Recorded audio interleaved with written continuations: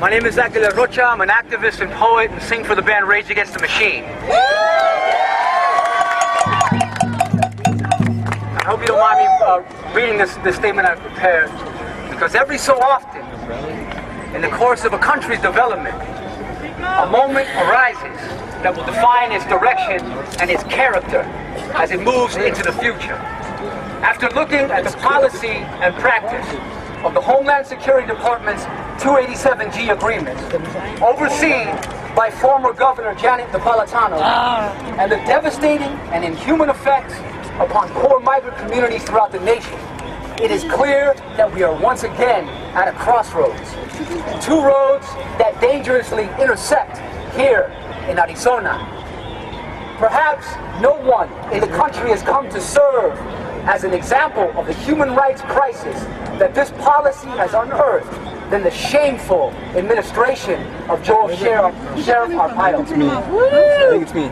His wild misuse of state and federal funds to target the most vulnerable and non-violent within his jurisdiction has sent violent crime rates skyrocketing, while his deputized vigilantes roam the communities of Maricopa County in black ski masks, donning automatic weapons, intent on creating a state of terror.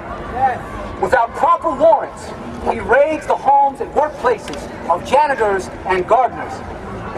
At routine traffic stops, he detains and deports mothers, violently separating them from their children who are left abandoned on the street. By unlawfully detaining, harassing, and undermining the right to due process, Arpaio arrogantly tramples upon the laws he was empowered to defend. By treating entire communities of workers, subjecting them to a form of racist paramilitary intimidation, treating them as if they were terrorists, Arpaio becomes precisely what he sets out to destroy. And by parading human beings shackled in chain gang stripes in a misguided effort to collectively humiliate and dehumanize an entire population, he reopens the wounds from which we all still suffer by evoking the painful memories of the era of slavery and segregation. Amen. And by doing so, has not only brought shame upon the state of Arizona, but is bringing shame upon the entire nation.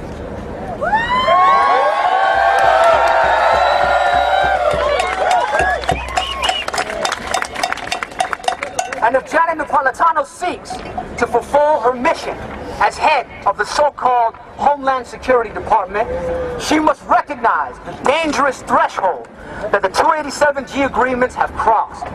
She must deal directly and quickly with the real threat to peace and security here in Arizona by terminating the 287G agreements with Sheriff Arpaio's office and join the courageous members of Congress who have begun an investigation into his criminal behavior.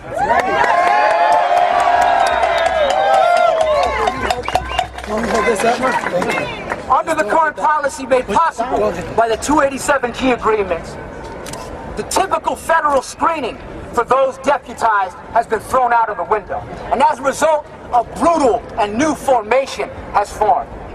This brutal union of ICE agents and local police, along with the deputization of extreme right-wing elements, is nothing short of a paramilitary terror squad. Formations like this terrorize African-American communities, primarily throughout the South, as black people organized for their civil and human rights in the 50s and 60s. Then, those vigilantes were called the Ku Klux Klan, or the White Neighborhood Councils. The clear difference now being that the state and federal government is not only sanctioning them, but funding and training them. That's right. Yep. Yeah. All right. The poor and disenfranchised people whom this backwards and racist policy is targeted seek nothing other than the unalienable rights that any man, woman, or child on this planet deserve. They seek nothing other than fair wages, decent livable housing, decent schools for their children, respect for their culture, justice, dignity, and peace. And I challenge anyone to argue, Yeah. I challenge anyone to argue that these popular aspirations lie in discord with basic democratic values. Now, we have seen the likes of Joe Arpaio come and go throughout history, and history has never treated them kindly. But when you depend upon the humiliation of others, the brutalization of others for your own political gain, then you pitch yourself against millions of people whose daily life revolves around the preservation of their dignity, who will never stop in the struggle to defend it. Joe Arpaio has now put himself right in the middle of the tracks in front of a speeding train. That's right. And will be seen.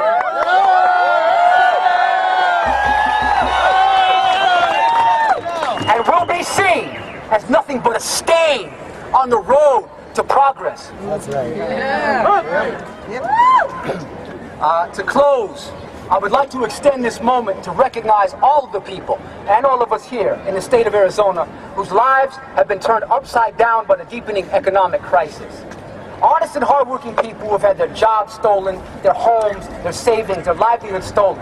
And a person in my position can only imagine the effects that this crisis has had upon you.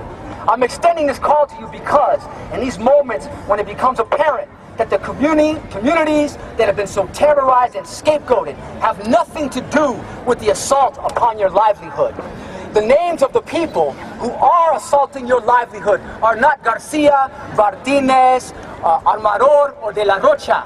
They are the heads of Merrill Lynch and AIG.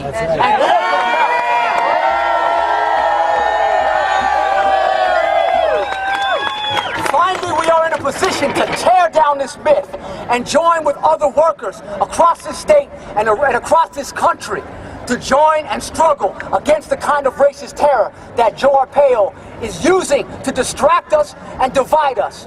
Thank you for having me. Let's end this 287.